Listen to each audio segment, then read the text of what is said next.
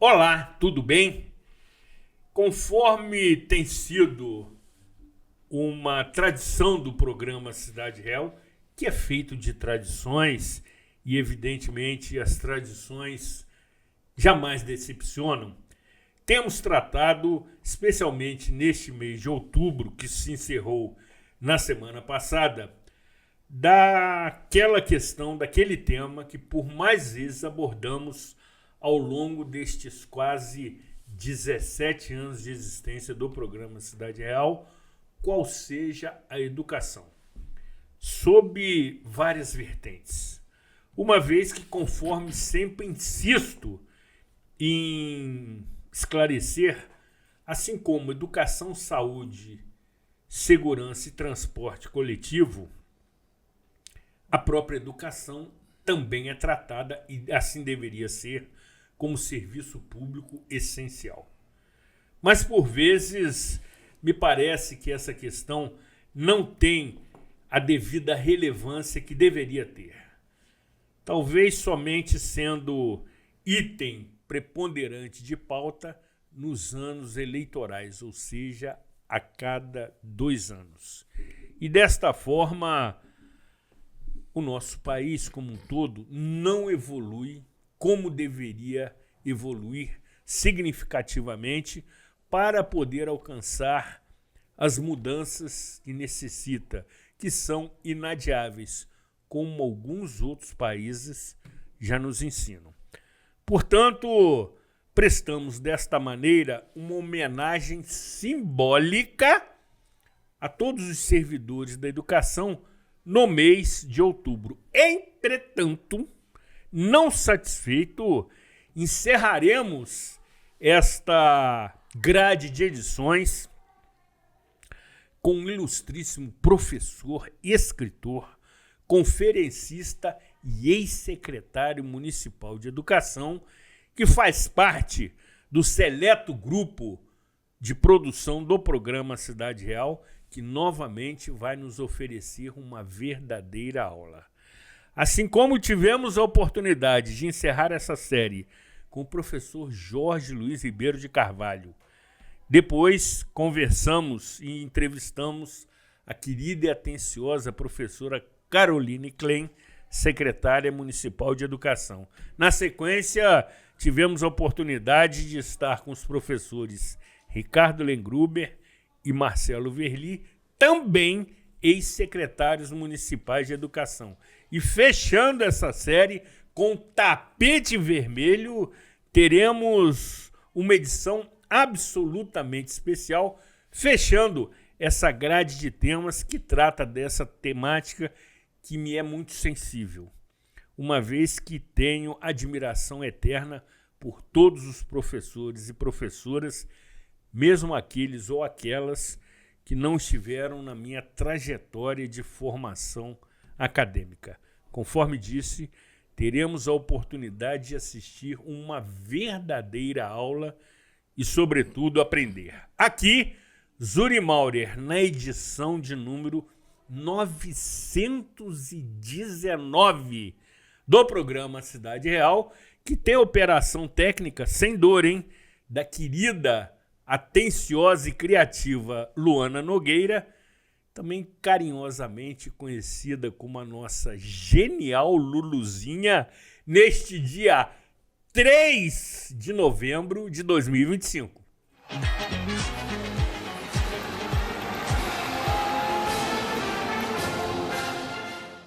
Somos mais do que uma empresa de transporte.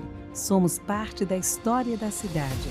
Com um olhar para o passado, reinventamos o futuro, reforçando laços e gerando a sensação única de pertencimento à Nova Friburgo. Juntos, construímos o caminho de volta às raízes e resgatamos nossa identidade visual original. Somos FAON, Nova Friburgo, desde 1950. Você que é MEI, microempreendedor individual, já deu o primeiro passo para sua independência. Agora, a Cianf quer te ajudar a crescer. Aqui você tem o nosso apoio desde a abertura e em todas as etapas. São muitos serviços disponíveis para você. Emissão de boleto DAS, emissão de nota fiscal, desconto em plano de saúde, consultoria jurídica e contábil e muitos outros. Procure a Cianf e saiba mais. A Cianf, a casa do MEI.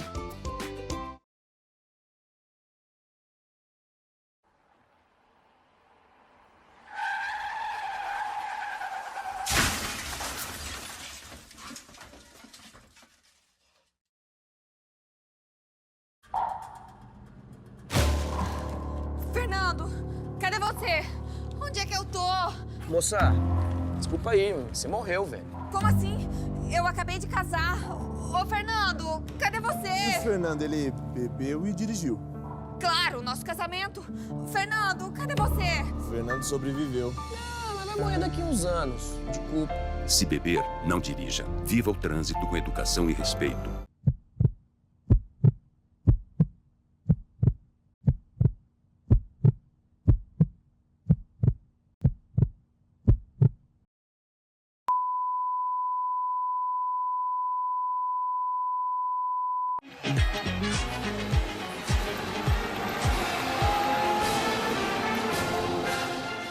Programa Cidade Real, informação com opinião, tratando nesta edição, conforme apresentei no meu editorial inicial, do fundamental tema da educação. E desta forma, temos a honra, o privilégio e a satisfação de conversar e aprender com o professor e mestre Hamilton Werneck.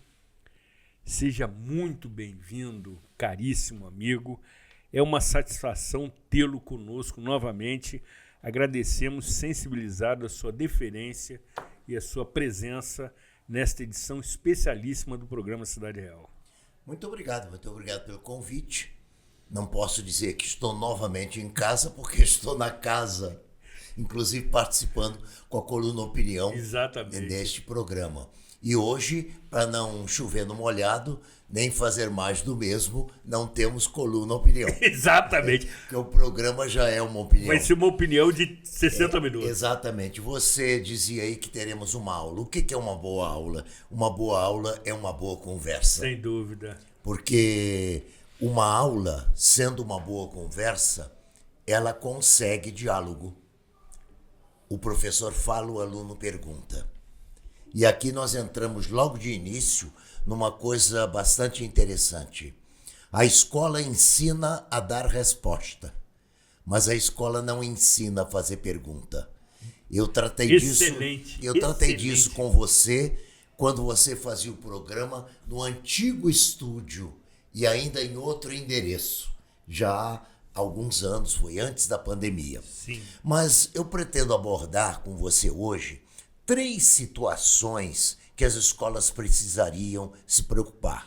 Primeiro, alguns conceitos gerais em relação à vida.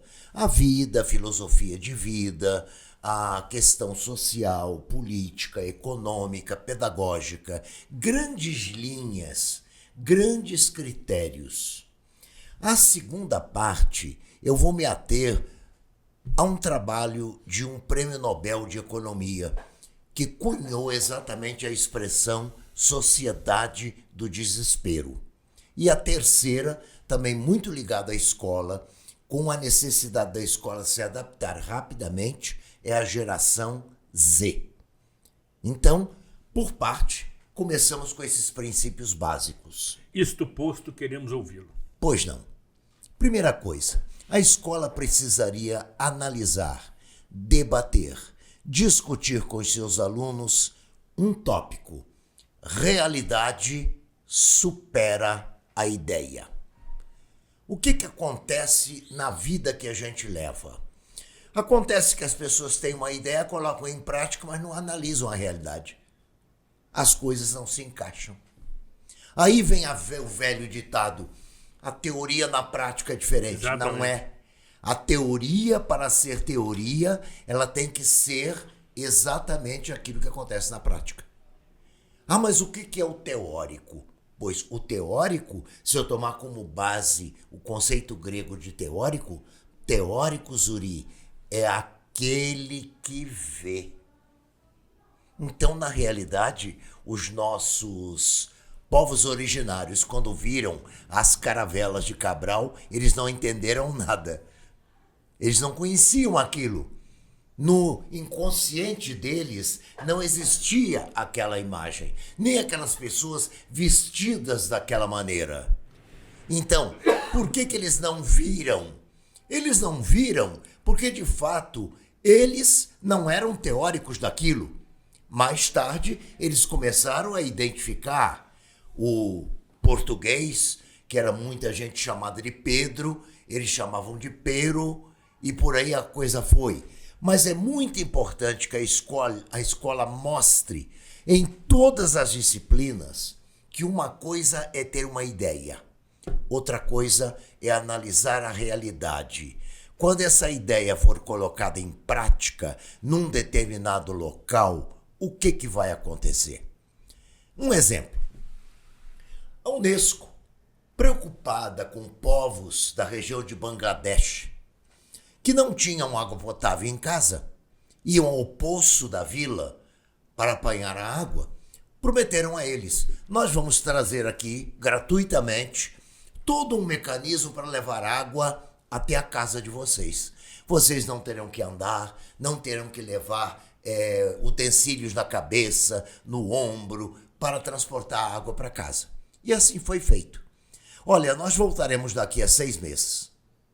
6 meses eles voltaram e encontraram as torneiras todas fechadas e o pessoal junto do poço. Ué, o sistema não está funcionando? Está, mas nós não queremos. Mas escuta, isso é um progresso. Por que vocês não querem? Acabou com a nossa convivência. A gente conversa junto do poço. Muito bom. A gente namora junto do poço.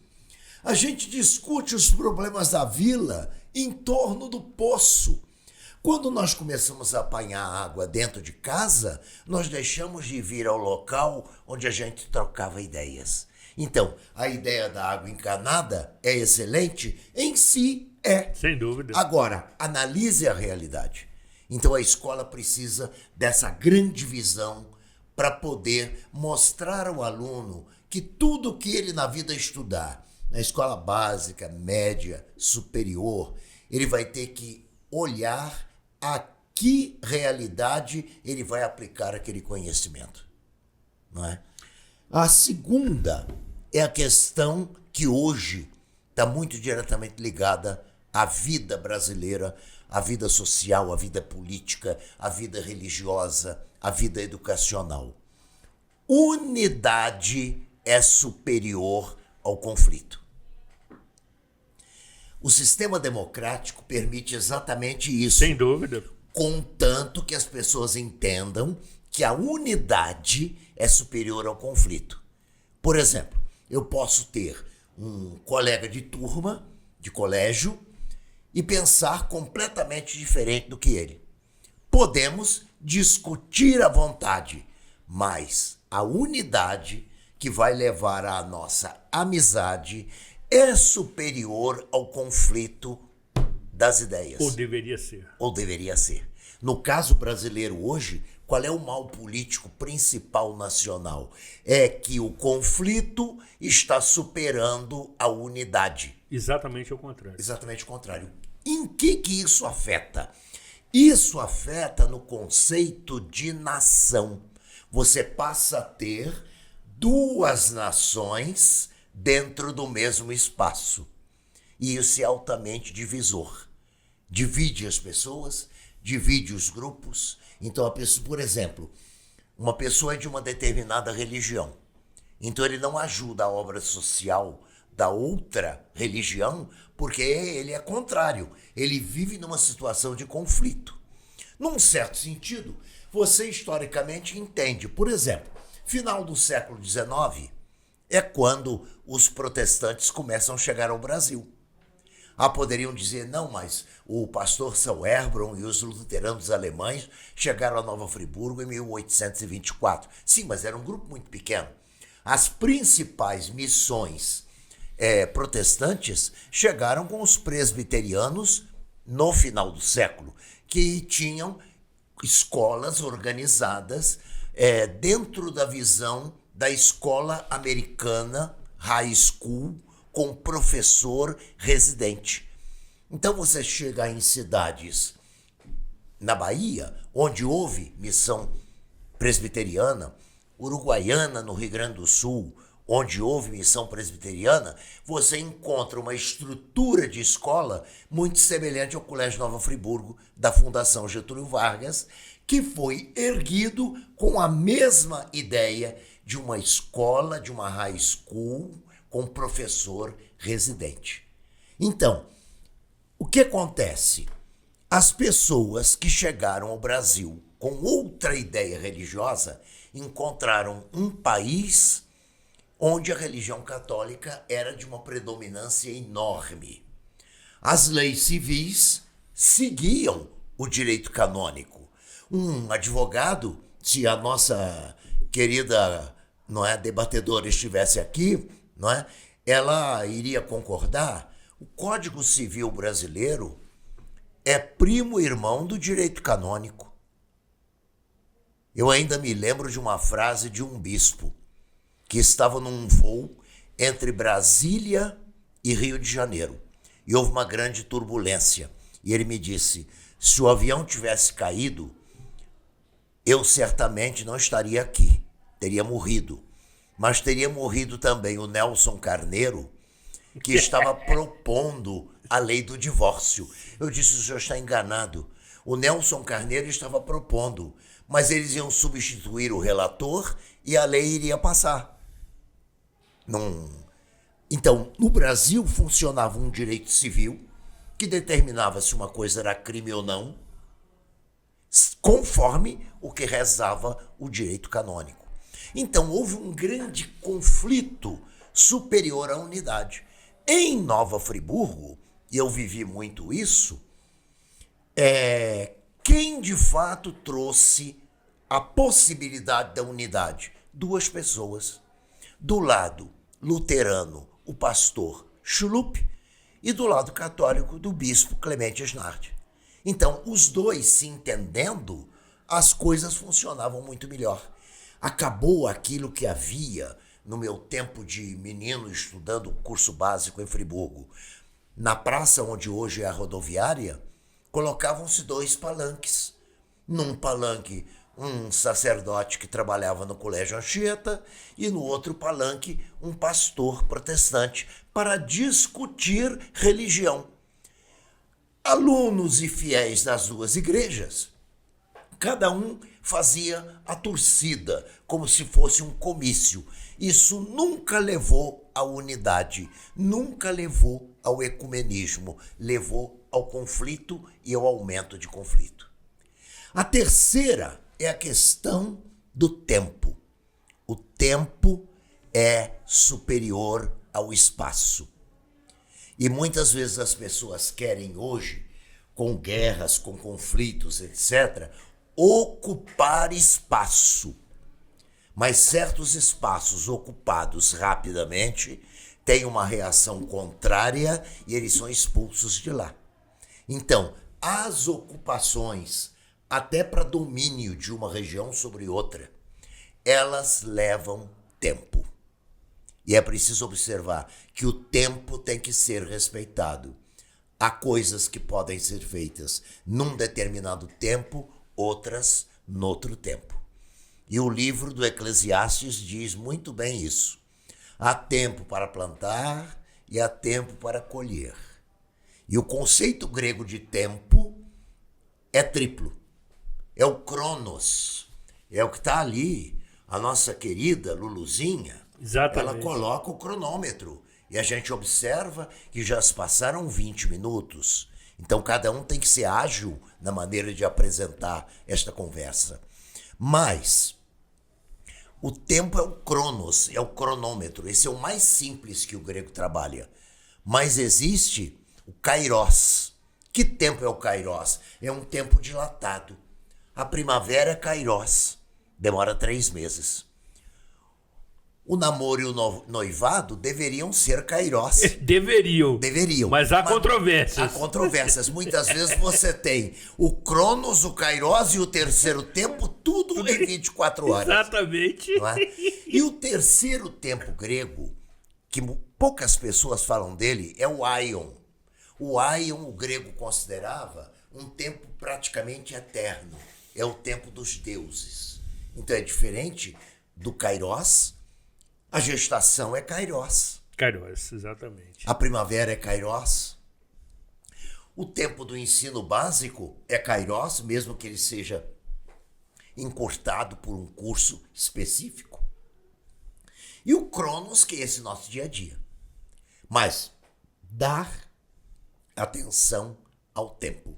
E por fim, o tempo, ele realiza processos, enquanto que o espaço realiza apenas uma ocupação territorial. E se for na hora errada e feita de maneira errada, prepare a sua cabeça, porque vai ter retorno. Como dizia o fundador da física, o velho Newton, Isaac Newton, toda ação corresponde a uma reação igual e contrária. Então é preciso saber qual é o tempo certo para agir no espaço certo, naquela realidade. Naquele tempo certo. Naquele tempo certo. Agora veja bem, como que o mundo se divide?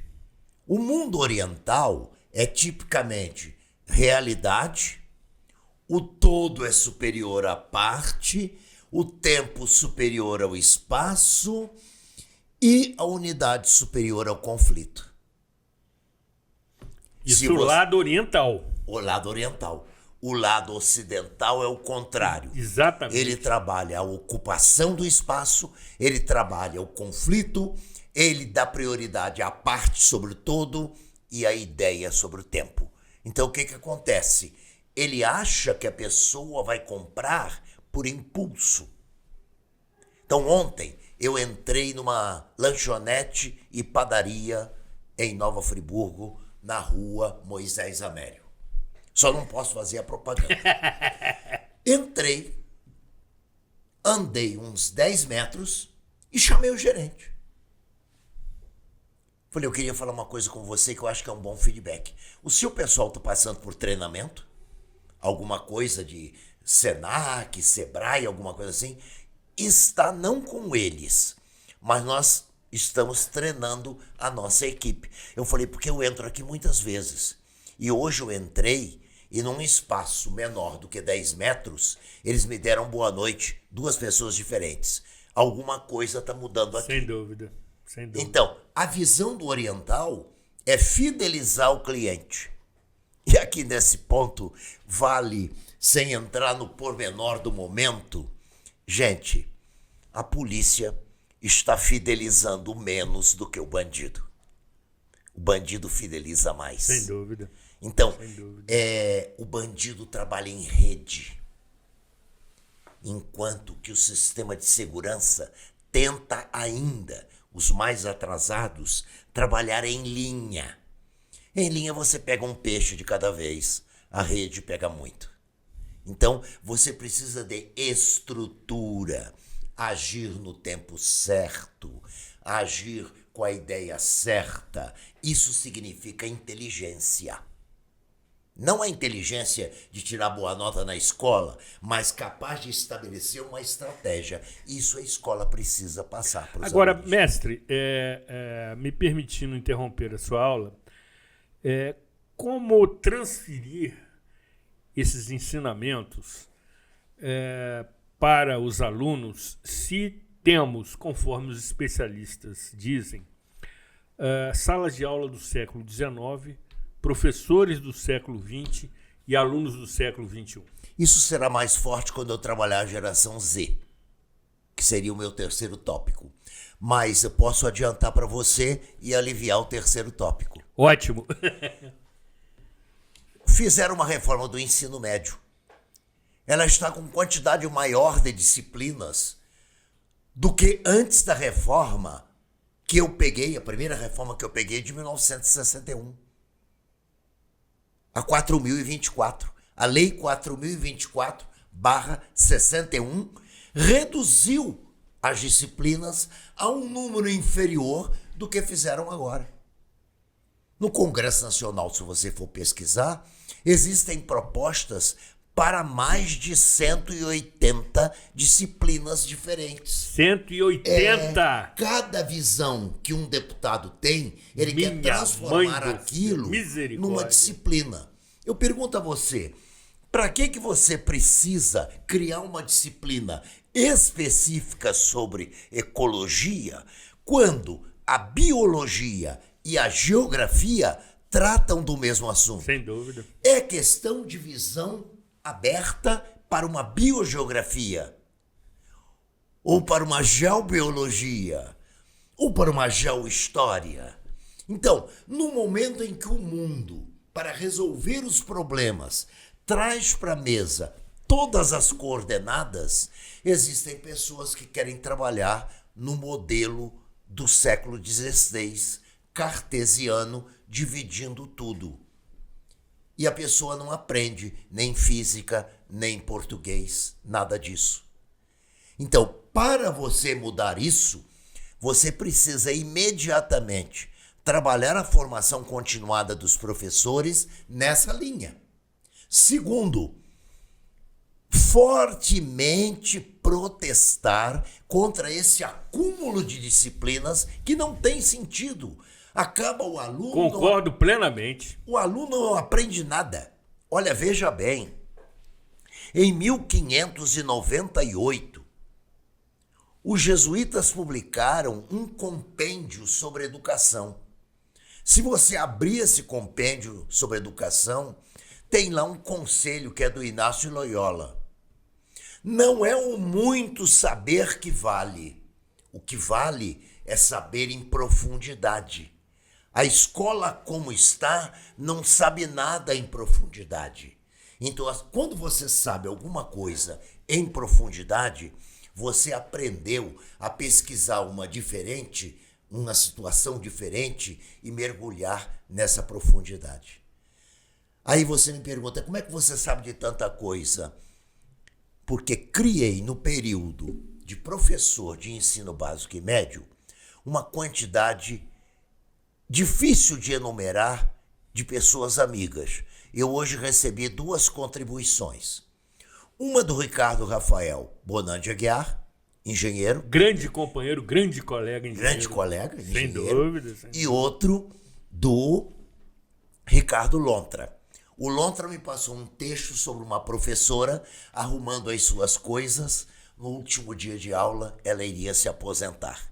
E ela sai da escola desolada, porque um aluno olhou para ela quando ela estava arrumando e disse: a senhora não tem mais nada que fazer aqui. A senhora está velha, precisa ir embora. Foi a última frase que ela ouviu no último dia de aula. Altamente desconcertante. Sem dúvida. Ou seja, esta escola, expressada ali no texto, ela perdeu aquilo que recentemente foi feito no Vaticano, no Dicastério da Educação, e que o Ricardo Rafael me passou. Reuniram representantes de 800 escolas da Itália, 200 professores, e passaram um tempo enorme discutindo. E a grande proposta é o seguinte: nós temos que acabar dentro das escolas com o desastre. Pega a etimologia da palavra desastre. A palavra astro está aí dentro. Desastre é a falta de um astro, é a falta de um guia para dizer: olha, teu norte está aqui. Siga esse azimute, certo? Isso está faltando. O professor, então, diante de um programa superado, ele só sabe amedrontar. E aí o que se cria dentro da escola? O desastre. Criado o desastre, alguns acham que devem consertar o desastre através de uma metodologia disciplinar que não é própria do civil, é própria do militar. Então a escola cívico-militar não acaba com o desastre, ela aumenta o desastre, a não ser que a gente se transforme num estado, numa cidade-estado de Esparta, que era marcadamente militar.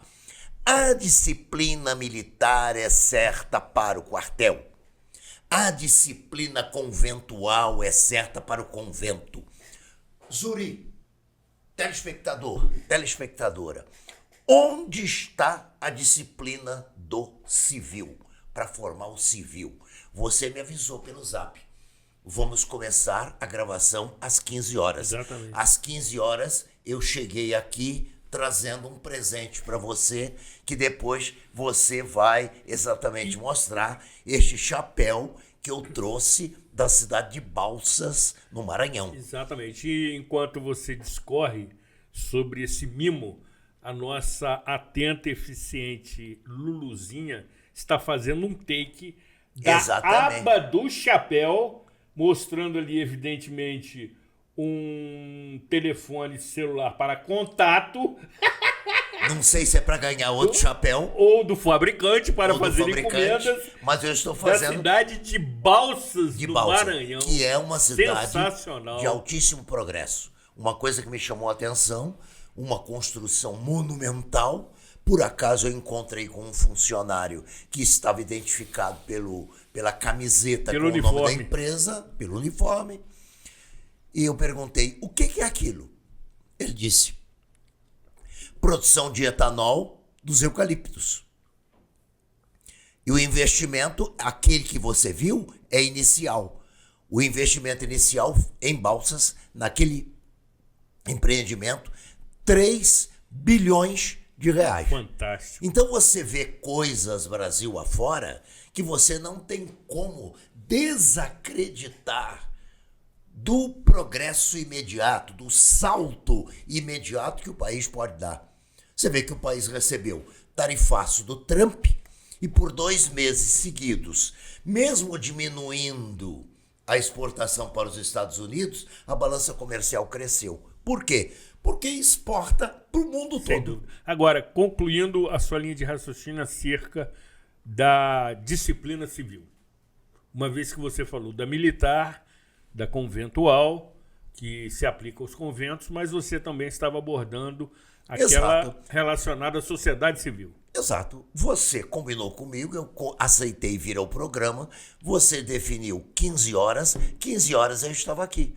Então eu saí de casa com 25 minutos de antecedência, chovendo na hora da gravação, o trânsito é mais lento, Sem dúvida. mas vamos chegar no horário. Você precisa ter na vida civil, como em qualquer tipo de atividade, você precisa ter compromisso, Disciplina. disciplina. Só que ela é diferente. Algumas são específicas e funcionam para a realidade típica de um convento, onde as pessoas precisam se preparar para meditar, para cultivar o silêncio. Mas eu não posso, para uma aula que prepara civis, mantê-los calados, não. Eles precisam aprender a perguntar. Se Eles manifestarem. precisam se manifestar. Eles precisam debater para não engolir no futuro gato por lebre. Essa foi a minha primeira exposição, não é? Agora, a segunda é sobre a sociedade do desespero. E aí, mestre, será a sua próxima pauta, uma vez que a sineta tocou. Nós somos de uma época em que... A tocava a sineta, começava ou acabava o recreio. Exatamente isso, mestre! Tive a oportunidade de ter esse convívio contigo no colégio, nos bancos escolares do Colégio Anchieta, que a sineta determinava toda a rotina de entrada nas salas de aula, Na do saída. intervalo para o recreio e da E tem saída outro das detalhe. salas. A televisão, com ali o contadorzinho que está indicando 35 minutos e 9 segundos, ele também nos coloca numa disciplina. Ele não está me dominando, ele está apenas orientando o tempo para para ver se você dá conta daquilo que você pretendia fazer. Da tarefa proposta. Exatamente. Muito bem. Depois do recreio, retornaremos à nossa sala de aula virtual, ou seja, o nosso estúdio de podcast, para continuar aprendendo com o mestre Hamilton Werneck. Não saia daqui, afaste-se da tela do seu celular.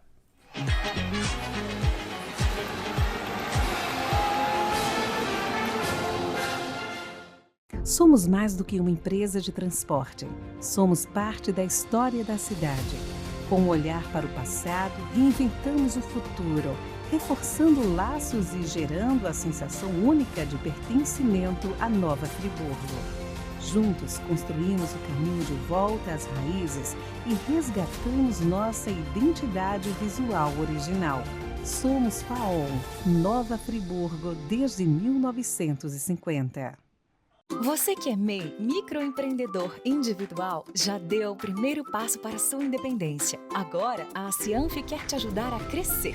Aqui você tem o nosso apoio desde a abertura e em todas as etapas. São muitos serviços disponíveis para você. Emissão de boleto DAS, emissão de nota fiscal, desconto em plano de saúde, consultoria jurídica e contábil e muitos outros. Procure a Cianf e saiba mais. A Cianf, a casa do MEI.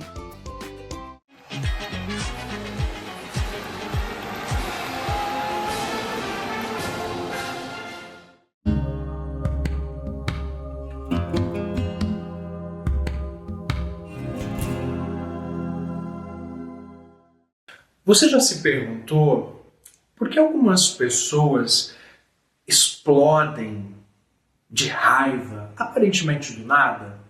Tipo assim, estava tudo tranquilo e de repente, pá, a pessoa grita, ela perde o controle. Pois é, a psicanálise diria que esse suposto nada, na verdade, está cheio de muitas coisas que não foram ditas. Silêncios que pesam, dores que não foram escutadas. Entender melhor como isso funciona? Quando a gente fala de violência, talvez a primeira imagem que vem à cabeça é a violência física. Mas na psicanálise, a gente entende que a violência ela vai além do tapa, do soco, de uma agressão física. Muitas vezes a violência ela é simbólica, através de uma palavra cortante, um olhar de desprezo e aquele silêncio proposital que tortura a outra pessoa. Então isso tudo pode ser uma forma de ferir, mas também uma forma de se defender. Sigmund Freud, o pai da psicanálise, ele falava do conceito de recalque. Recalque é quando os sentimentos, desejos, traumas, eles são empurrados, recalcados no nosso inconsciente. A gente pode até não se lembrar deles conscientemente, mas o corpo lembra. E esses conteúdos, eles sempre voltam. E às vezes eles voltam em forma de explosão. Imagina uma criança que foi ignorada, que não teve espaço para se expressar na sua raiva, na sua tristeza. E quando essa criança vira uma pessoa adulta, num determinado dia, numa reunião, alguém interrompe ela.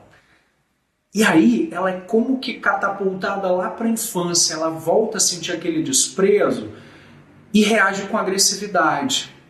Perceba que não é sobre a reunião, é sobre aquela ferida da infância que foi novamente tocada. Explodir é muitas vezes uma tentativa desesperada que alguém está ali tentando dizer algo que não foi dito. É como se o corpo da pessoa gritasse aquilo que a boca não conseguiu verbalizar. E por mais contraditório que pareça ser, essa explosão pode ser uma forma de autoproteção. A pessoa, ela se defende daquilo que dói demais, daquilo que ela não sabe lidar. Então, da próxima vez que você vê alguém explodindo supostamente do nada, tenta olhar além daquele ato. Talvez aquela pessoa esteja tentando dizer, me escuta, me respeita, me entende. E mais, talvez mais importante, o que nós mesmos estamos calando e que pode se tornar um detonador. Porque às vezes o silêncio é só o começo da tempestade. Então, entender e canalizar essas explosões internas é um excelente exercício para se ter paz e saúde mental.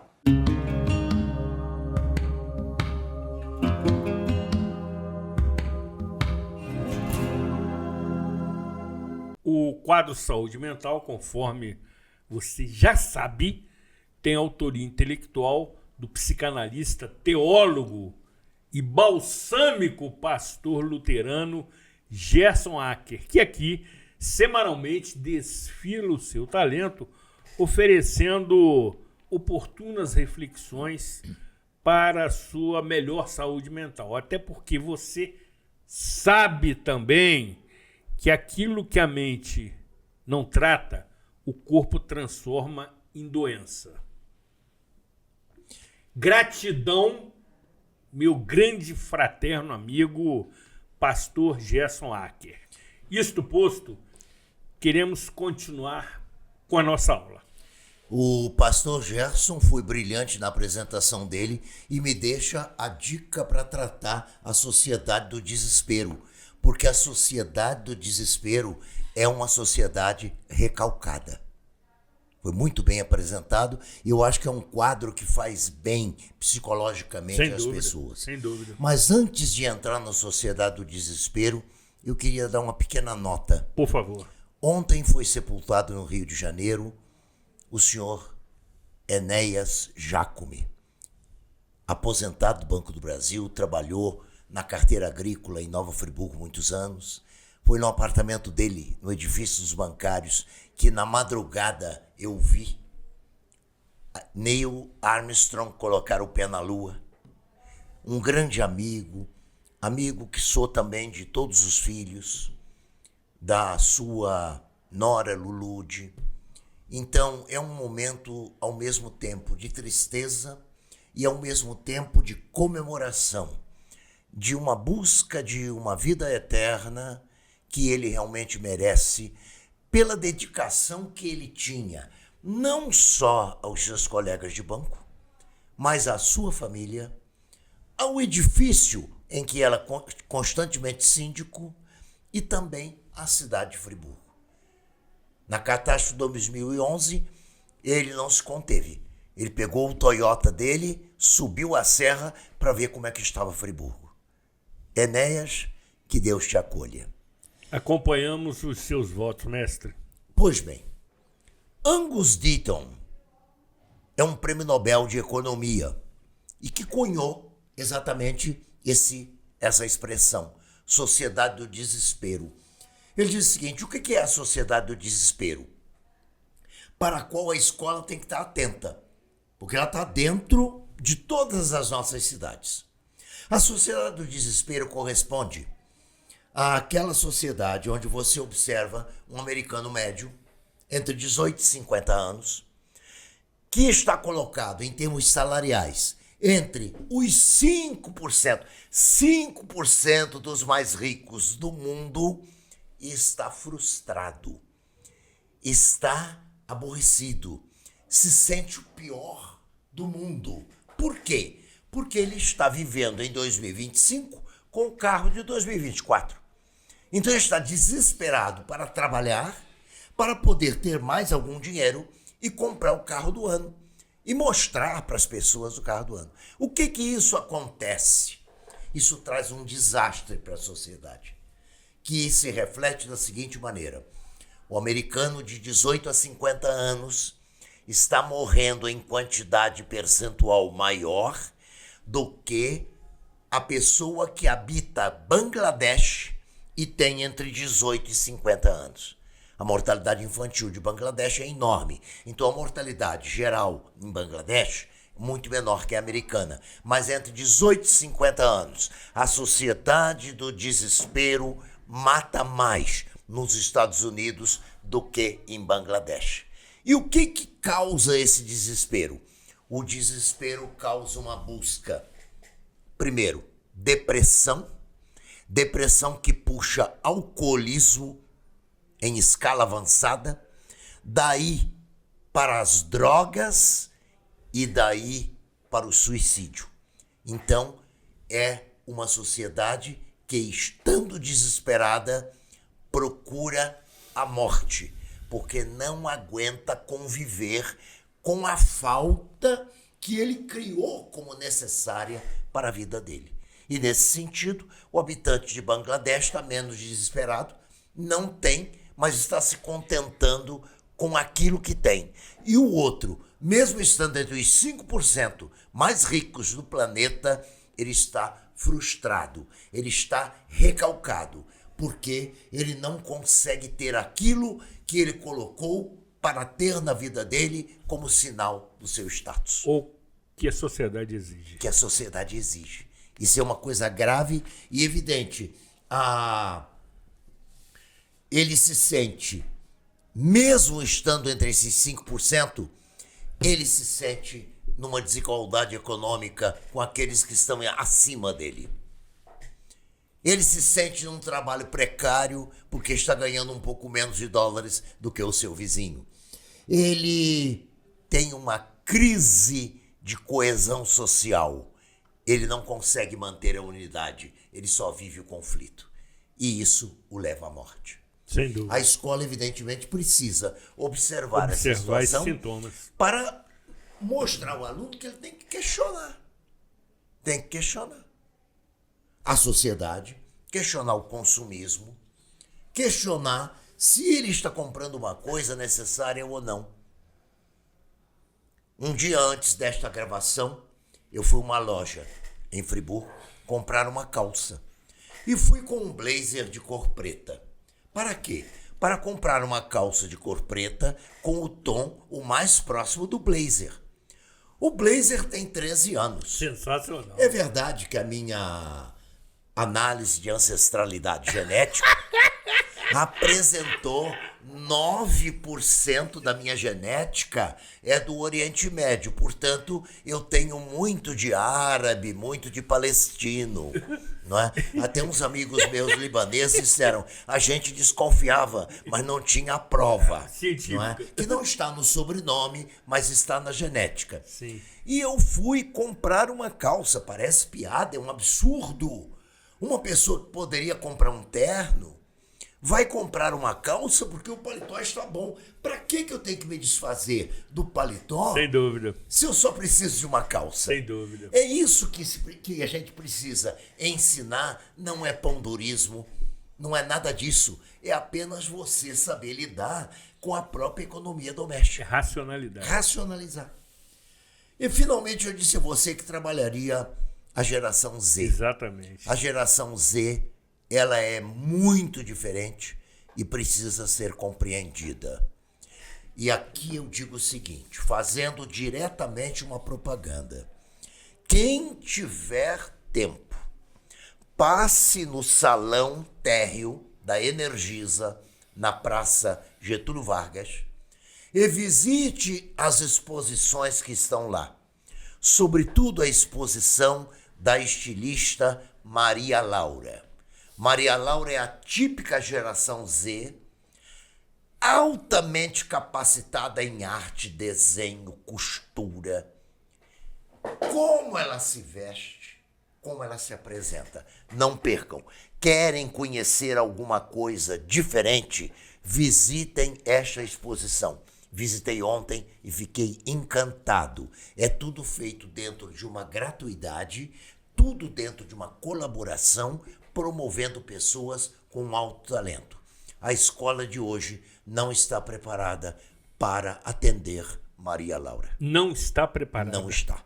Não está preparada para atender uma geração Z. Aquilo que se ensina não diz nada para a geração Z. A geração Z, essa que nasceu no final de 90, está entrando no mercado de trabalho agora, ele é curiosíssimo, ele sabe coisas que você não imagina. Por quê? Porque ele é da geração da internet, ele é da geração da mídia. Então ele sabe muita coisa. Ele chega ao médico, tira o sapato, apresenta o seu pé e diz assim: doutor, eu estou com uma crise de gota. O médico diz assim: você estudou medicina? Ele disse: não. Mas o que eu já aprendi sobre isso nas redes sociais me dá garantia de dizer para o senhor que eu estou com uma crise de gota. O que eu devo fazer? Eu agora não sei. O médico olhou, examinou e disse: realmente você está com uma crise de gota. Nem precisa fazer mais nada. Vai fazer esses exames para ver como é que está a situação do seu ácido úrico e vai tomar esses remédios aqui para debelar a crise. Quando ele chega numa fábrica ou quando ele chega num negócio qualquer, o gerente pergunta: então você vai começar como aprendiz? Não, eu vim aqui para ensinar. Peraí, você não estudou nada, impressão sua. Eu já sei isso, aquilo outro, não sei mais o quê. Ele vive um outro mundo. Um outro mundo. E como é que é possível entender essa gente? Exatamente. Por incrível que pareça, eu converso com essas pessoas o máximo que eu encontro. Quando alguém numa escola me diz: você pode fazer uma palestra numa turminha? Mas lá tem um aluno que senta bem no fundo da sala, muito esquisito. Eu começo a minha palestra. Daqui a pouco, o aluno taxado como esquisito vem para a primeira fila. E depois que eu termino a conversa, ele quer conversar comigo. Eu só tratei de modernidade com eles. Fiz algumas voltas para eles entenderem um pouco o passado, inclusive para ele, que eu já sabia, que precisaria entender que há um elo com o passado para você poder atingir o futuro e curtir e viver o presente. Eu fiquei 40 minutos conversando com este aluno típico da geração Z. Inteligentíssimo, sabe horrores sobre muita coisa, e estava admirado porque conversava com uma pessoa que poderia ser professor dele, poderia ser o avô dele, e ele conseguia aprender coisas que ele queria aprender. Por que isso acontece? Zuri, eu me preparo diariamente para conversar com um aluno da geração Z, como se todos os que eu encontrasse nas escolas do Brasil fossem da geração Z. E depois, quem me procura é a direção da escola. O que você fez para ele passar para a primeira fila?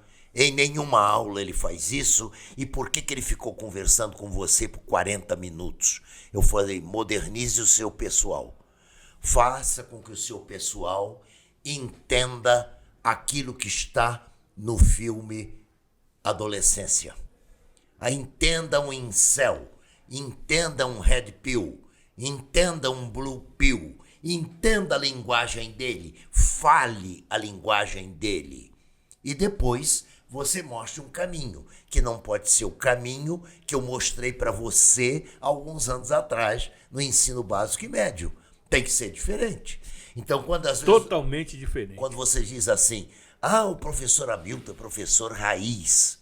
Exatamente. Em termos. Exatamente. O professor raiz, porque o professor Hamilton Werneck ele é radical? Sim, porque eu vou aonde? A raiz do problema. Se eu encontrar um problema novo... Ou da solução. Eu vou à raiz do problema. Só assim eu encontro a solução. Então não adianta falar mal da geração A ou B. Nós temos como professores que entendê-la, compreendê-la. Perfeito. E a cada dia nos prepararmos para fazer dela, geração Z, uma geração que realmente ajude a mudar o mundo dentro daqueles tópicos que eu falei para você no início. Realidade, unidade, tempo e o todo acima das partes. Mestre, estamos nos estertores do tempo, que é um termo ótimo também, mas em pouquíssimos minutos, como a inteligência artificial pode interferir em todo esse processo? É um fenômeno muito recente e que trataremos, inclusive, na edição da próxima semana, com um professor do SENAC chamado Igor Sinder, que conhece tudo e mais um pouco deste tema e também vai nos oferecer uma aula sobre inteligência artificial, que pode ser um diferencial na correção desse aprendizado? Pode. Pode e será. Contanto que as pessoas entendam que não se trata de uma transferência para a inteligência artificial. Ele tem que desenvolver a capacidade de análise porque ela está começando. O professor que você vai trazer é de uma instituição com a qual colaboro muito. Preza a formação do professor. Exatamente. Seguramente, se você trouxer este mesmo professor aqui, no ano que vem, ele já fará um programa completamente diferente. Concordo. Para a inteligência artificial entrar nas nossas vidas, e para a inteligência artificial entrar nas escolas, eu preciso preparar o professor para uma nova mentalidade. Ela não substituirá o humano, mas o humano precisa compreendê-la. Ela vai nos ajudar. Ela vai ajudar agora. Ela é acelerada. Quem for lento não vai conseguir acompanhar. Ou seja, a tecnologia ela está à frente do nosso próprio tempo. Tá. Por isso a geração Z, que é mais recente, lida melhor. Lida melhor e com o perigo de estar de tal maneira na nossa frente que usa uma frase que nem o garoto usou para a professora que arrumava os papéis no dia da sua última aula. A senhora não serve para nada. Agora ele tirou isso de onde? Não precisa ir muito longe, não. Os Simpsons passam essa ideia. Exatamente. Ou seja, exatamente. Os adultos não servem para nada. Harry Potter passa a mesma ideia. Exatamente. Querem que a criançada faça diferente? Não vai. Agora, um detalhe. Inteligência artificial tem que nos ajudar na TV. Por quê? Pessoal abaixo de 30 anos não está mais assistindo televisão. Concordo plenamente. Uma ex-aluna que mora na Bélgica me disse: a televisão na Bélgica é feita para pessoas de terceira idade, que constantemente dizem para os repórteres: por favor, dê a notícia falando mais devagar, porque na velocidade que vocês falam, nós não conseguimos acompanhar. Então, esta garotada não quer mais saber de televisão. Ele tem o celular, ele tem a inteligência artificial, ele tem coisa muito mais rápida. Sem dúvida. Ele tem essa velocidade, que para nós pode ser um pouco mais difícil, mas nós temos que nos esforçar se não quisermos viver numa aposentadoria inútil. Precoce. Mestre, agradecemos novamente a sua presença, o seu carinho, a sua deferência conosco, nos permitindo mais uma vez assistir uma aula sobre este tema que é tão relevante e imprescindível nas nossas formações, mesmo com idade avançada, qual seja a educação. Foi um grande prazer tê-lo conosco. Muito obrigado. Muito obrigado.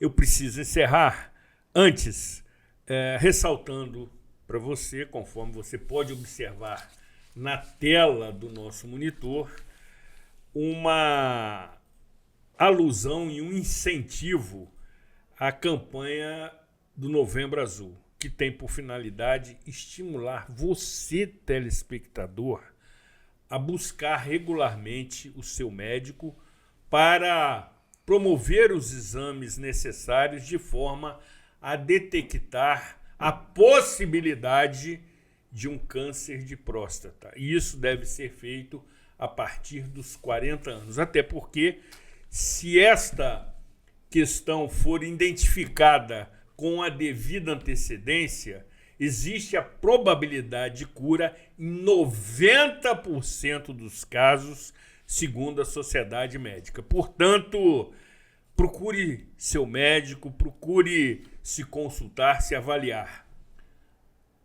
O seu médico, está querendo ter um dedo de prosa com você, se é que você está me entendendo. E também não poderia deixar de encaminhar e apresentar um abraço fraterno e um beijo carinhoso para a queridíssima professora Dona Marta, fiel e incansável esposa do professor Hamilton, que nos privilegia com a sua seletíssima audiência. Que assim seja. Fique bem, cuide-se bem e até a próxima edição.